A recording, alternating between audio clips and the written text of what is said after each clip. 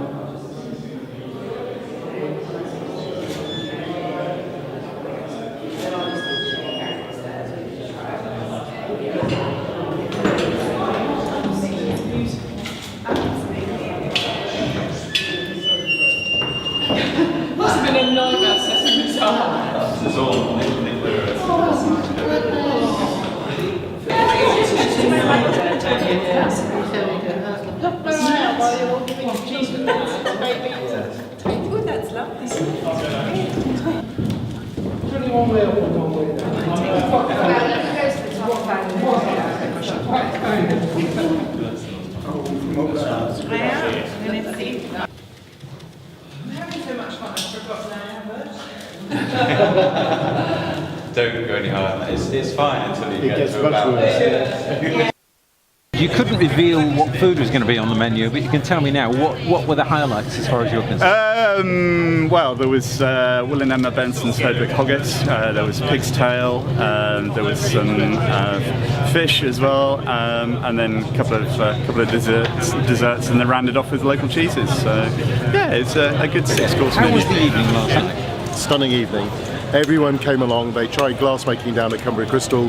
We were then taken up to the Hoad for a champagne reception, and then we were just treated to the most exquisite meal.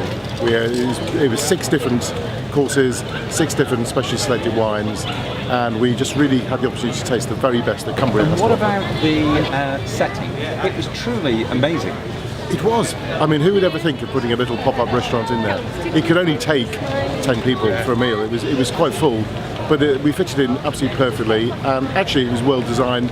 The chefs were downstairs and they could just about get up the spiral staircase to bring us our meals. It was an unusual, exotic and very memorable place to have a meal. So booking in again for next year? Oh, I'm definitely up for it, absolutely, yes.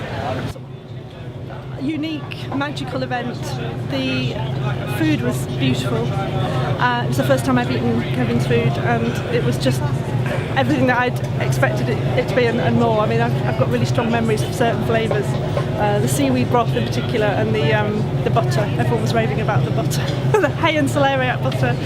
The flowers were beautiful, and to look up and see the tower with all the brass baubles and the floral display. It was really magical, and we were very lucky with the weather.